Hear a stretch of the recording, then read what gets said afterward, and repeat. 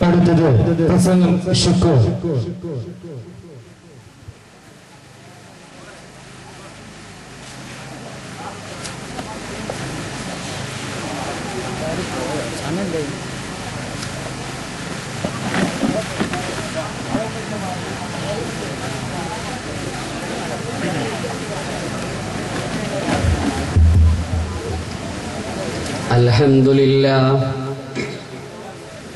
Alhamdulillahi Rabbil Alameen. As-salatu was-salamu alayka ya rahmatan lil alamin wa ala alihi wa sahbihi ajma'in. ഏറ്റവും ആദരണീയരും സമുന്നതരുമായ എൻ്റെ പ്രിയപ്പെട്ട രക്ഷിതാക്കളെ, എൻ്റെ പ്രിയപ്പെട്ട നാട്ടുകാരെ, എൻ്റെ ബഹുമാനപ്പെട്ട സ്നേഹം നിറഞ്ഞ എൻ്റെ സുഹൃത്തുക്കളെ, അസ്സലാമു അലൈക്കും വറഹ്മത്തുള്ളാഹി വബറകാതുഹു. മർഹബാ സല്ലി അലാ അസ്തംസനാ കാനേ റസൂൽ സദ് സലാമം ദസ്ത് ബസ്താത്തെ ഈമാനം റസൂൽ. പുണ്യപ്രവാചകന്റെ അനുഗ്രഹീതമായ ഈ സദസ്സിൽ അവിടുത്തെ മദ്ഹുകൾ ഓതുകയും പാടുകയും പറയുന്ന അസുലഭമായ ഈ മുഹൂർത്തത്തിൽ ഒരു സ്വലാത്തിന് 10 ഹസനത്ത് ലഭിക്കപ്പെടുന്ന സുന്ദരമായ ഈ വേദിയിൽ പ്രവാചകന്റെ മദ്ഹുകൾ പാടാനും പറയാനും അവസരം തന്ന റബ്ബിനെ 1000 സ്തുതിഗീതങ്ങൾ അർപ്പിച്ചുകൊണ്ട് അൽഹംദുലില്ലാഹ്.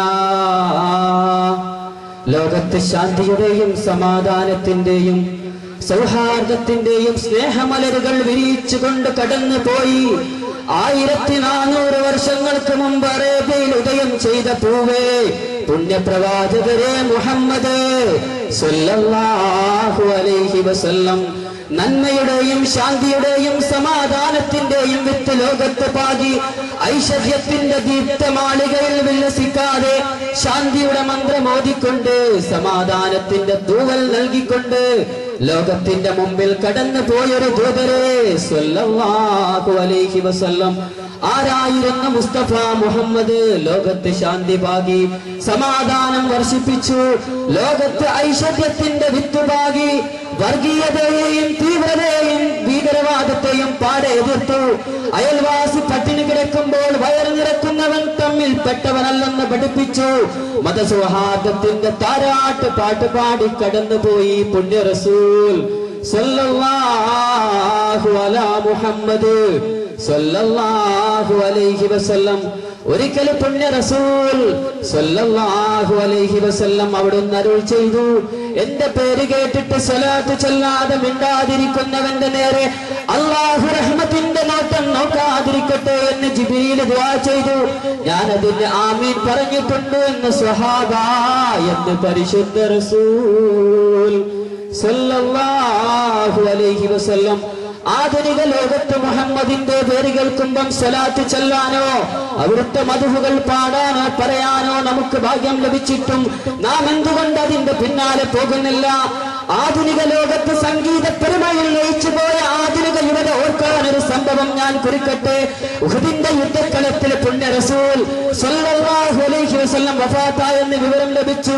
ഒരു സ്ത്രീ പൊട്ടിപ്പൊട്ടി കരഞ്ഞുകൊണ്ട് ചോദിക്കുന്നു, എന്റെ റസൂൽ വഫാത്തായോ? എന്റെ ഹബീബ് വഫാത്തായോ? എവിടെയാണ് എന്റെ റസൂൽ? അപ്പോൾ ആ സഹോദരിയെ തടഞ്ഞു നിർത്തിക്കൊണ്ടൊരു സഹാബി പറഞ്ഞു, ഓ സഹോദരി, നിങ്ങളുടെ പിതാവ് ഉഹദിന്റെ യുദ്ധക്കളത്തിൽ വഫാത്തായിരിക്കുന്നു. മുഖത്തടിച്ച മറുപടിയായിട്ട് അവിടുന്ന് പറഞ്ഞു, എന്റെ പിതാവ് പോയാലെന്ത്, എനിക്കത് പ്രശ്നമല്ല, പക്ഷേ എന്റെ ഹബീബ് എവിടെ, എന്റെ ഹബീബ് എവിടെ എന്ന് ചോദിച്ചുകൊണ്ട് രണാങ്കണത്തിലൂടെ ആ സഹാബി വനിത ഓടുമ്പോൾ തടഞ്ഞു നിർത്തിക്കൊണ്ട് മറ്റൊരു സഹാബി പറയുന്നു, ഓ പ്രിയ സഹോദരി, താങ്കളുടെ ഭർത്താവ് ഉഹദിന്റെ യുദ്ധക്കളത്തിൽ ഷഹീദായിരിക്കുന്നു. മുഖത്തടിച്ച മറുപടിയായിട്ട് ആ സഹോദരി പറയുന്നു, എന്റെ ഭർത്താവ് പോയാലെന്ന്, എനിക്കറിയേണ്ടത് എന്റെ ഹബീബിന്റെ കാര്യമാണെന്ന് പറഞ്ഞുകൊണ്ട് ആ സഹാബി വനിത വീണ്ടും വീണ്ടും മുന്നോട്ടോടുമ്പോൾ ഒരു സഹാബി തടഞ്ഞു നിർത്തിക്കൊണ്ട് പറയുന്നു, എന്റെ സഹോദരി, നിങ്ങളുടെ പിഞ്ചുമോൻ ഉഹദിന്റെ യുദ്ധക്കളത്തിൽ ഷഹീദായിരിക്കുന്നു. ഇടിവെട്ടേറ്റതുപോലെ ഒരു പെൺ സഹോദരി കേൾക്കുകയാണ്, ബാപ്പ മരിച്ചു, ഭർത്താവ് മരിച്ചു, പൊന്നുമോനും മരിച്ചു. എന്നിട്ടും പ്രിയ റസൂലിനോടുള്ള ഹുബ്ബും മനസ്സിലെത്തിക്കൊണ്ട് ആ പ്രിയപ്പെട്ട സഹോദരി പോവുകയാണ്. ആ പ്രിയപ്പെട്ട സഹോദരി അന്വേഷിക്കുകയാണ്, എവിടെയാണ് എന്റെ റസൂൽ, എവിടെയാണ് എന്റെ റസൂൽ? അന്വേഷിക്കുമ്പോൾ അതാ ഒരു മൂലയിൽ ഹബീബായ റസൂലുള്ളാഹി സ്വല്ലല്ലാഹു അലൈഹി വസല്ലം ഇരിക്കുന്നുണ്ട്. മുൻപല്ല് പൊട്ടിയിട്ടുണ്ട്, കുറച്ച് രക്തം ഒഴുകുന്നുണ്ട്. ആ സ്വഹാബി വനിത അവിടുന്ന് റസൂലിനെ കണ്ടപാടെ പറഞ്ഞു, അല്ലാഹുവിന്റെ ഹബീബേ, അങ്ങ് ജീവനോടെ ഉണ്ടെങ്കിൽ ബാപ്പ മരിച്ച ദുഃഖം ഞാൻ മറന്നുകൊള്ളാം, ഭർത്താവ് പോയ ദുഃഖം ഞാൻ സഹിച്ചുകൊള്ളാം, എന്റെ മോന്റെ വേർപാട് ഞാൻ അങ്ങ് മറന്നുകൊള്ളാം ഹബീബേ, അങ്ങുണ്ടെങ്കിൽ പിന്നെ എനിക്ക് എന്താണ് വേണ്ടത് എന്ന് പറഞ്ഞ ആ സ്വഹാബി വനിതയെ ഓർക്കാൻ ഇന്നത്തെ ആധുനിക ലോകത്ത് അഭിനവ വേഷങ്ങൾക്ക് പിന്നാലെ പോകുന്ന ആധുനിക സമൂഹത്തിന്, യുവത്വത്തിന്റെ പ്രസരിവിൽ തിന്മയിലേക്ക് പോകുന്ന ആധുനിക ലോകത്ത് പുണ്യപ്രവാചകനെ കുറിച്ചറിയാൻ, അവിടുത്തെ മദ്ഹ് പറയാൻ, അവിടുത്തെ മദ്ഹ് പറയുന്ന സദസ്സിലെന്നിരിക്കാൻ, അവിടുത്തെ മഹത് വചനങ്ങളൊന്ന് ഉരുവിടാൻ, സ്വലാത്ത് ഒന്ന് വർഷിപ്പിക്കാൻ നമുക്ക് സാധിക്കുന്നുണ്ടോ? ഓ മനുഷ്യ, നീ ഒന്ന് ചിന്തിക്ക്, കൽബിൽ കൈവച്ച് നീ ചിന്തിക്ക്. ആ കാണുന്ന പള്ളിക്കാടിനെ കുറിച്ചൊരു നിമിഷം നീ ഓർക്കണം. കഴിഞ്ഞ റബീഉൽ അവ്വലിൽ നമ്മുടെ കൂടെ ഇരുന്ന എത്രയെത്ര പേർ, നമ്മോട് കൂടെ സല്ലാപം പറഞ്ഞവർ, മണിയറയിൽ രഹസ്യം പറഞ്ഞവർ, നമ്മോട് കൂടെ ഉപദേശ നിർദ്ദേശങ്ങൾ തന്നവർ, എല്ലാവരും കിടക്കുന്ന ആ പള്ളിക്കാട്, ആ പള്ളിക്കാട്ടിലേക്ക് ആറുകാലുള്ള കട്ടിലേറ്റി ഒരു ദിനം നാം യാത്ര പോകേണ്ടതല്ലേ? കെട്ടുകൾ മൂന്നും കെട്ടി കട്ടിലിൽ നിന്നെയുമേറ്റി കൂട്ടി ചുമലതിലേറ്റി കൂട്ടത്തിൽ നിലാവിളി പൊട്ടി എന്ന് കവി പറഞ്ഞ പോലെ എല്ലാം വിട്ടെറിഞ്ഞേച്ചു പോകണം ആ പള്ളിക്കാട്ടിലേക്ക്. ആരാരും തുണയില്ലാത്ത പള്ളിക്കാട്, എല്ലാം മൂകമായൊരു അന്തരീക്ഷത്തിൽ എല്ലാം നഷ്ടപ്പെട്ട് നാം പോകണം. നമുക്ക് ആരാണ് തുണയുണ്ടാവുക? കിന്നാരം പറഞ്ഞ ഭർത്താവുണ്ടോ? സാന്ത്വനം നൽകിയ രക്ഷിതാവുണ്ടോ? നാം സമാധാനത്തിന് വേണ്ടി കേണ തന്റെ മക്കളുണ്ടോ? എങ്കിൽ കബറന്ന് കേട്ടാൽ തൽക്ഷണം ഞെട്ടേണ്ടതാ, കണ്ടാലുടൻ വാവിട്ടു നീ കരയേണ്ടതാ. കബറെന്ന് കേട്ടാൽ ഇന്ന് നമുക്ക് ഞെട്ടലുണ്ടോ? അതിനെക്കുറിച്ച് ഓർത്തിട്ട് നാം കരഞ്ഞിട്ടുണ്ടോ? കബറിനെ ഓർത്ത് പോയെങ്കിലും നമുക്കൊരു പൊന്നി കണ്ണുനീര് വാർന്നിട്ടുണ്ടോ? ഈ സദസ്സിൽ എത്ര പേരിയ്ക്കുന്നുണ്ട്. ഭർത്താവ് ഒരു പക്ഷേ ആ പള്ളിക്കാട്ടിലായിരിക്കാം, പിതാവ് ഒരു പക്ഷേ ആ പള്ളിക്കാട്ടിലായിരിക്കാം, മകനൊരു പക്ഷേ ആ പള്ളിക്കാട്ടിലായിരിക്കാം. മരിച്ചൊന്നോ രണ്ടോ ദിവസം നമ്മളിൽ വിഷമമുണ്ടാകുന്നു, പിന്നെ നമുക്ക് എന്ത് വിഷമം?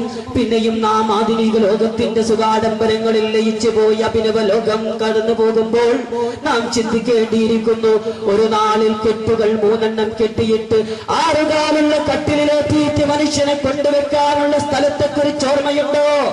നമ്മുടെ മക്കൾ ദീനിയായ ആവേശത്തിൽ വളരുന്നുണ്ടോ?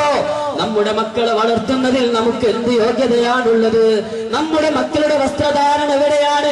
മാറുന്ന ഫാഷനുകൾക്കനുസരിച്ച് മാറുന്ന ഡ്രസ് ധരിക്കുന്ന ആധുനിക ലോകത്തിന് മാർഗദർശനമാകേണ്ട മാതാപിതാക്കൾ മാറ്റത്തിന് വേണ്ടി കൊതിച്ചിട്ടുണ്ടോ? നമ്മുടെ മക്കൾ ആളുടെ ഇടയിൽ ഫ്ലഷ് ആകാൻ, ആളുകളുടെ ഇടയിൽ ഒരു തന്റെ ഇടത്തോടുകൂടി നടക്കുമ്പോൾ കിബറിന്റെ ലാഞ്ചന കൊണ്ട് അവൻ മറ്റുള്ളവർ അഭിമുഖീകരിക്കണമെന്ന ആഗ്രഹമല്ലേ നമുക്കുള്ളത്? നാം ചിന്തിക്കേണ്ടിയിരിക്കുന്നു, നാം മടങ്ങേണ്ടിയിരിക്കുന്നു. പുണ്യപ്രവാചകൻ പറഞ്ഞിട്ടുണ്ട്,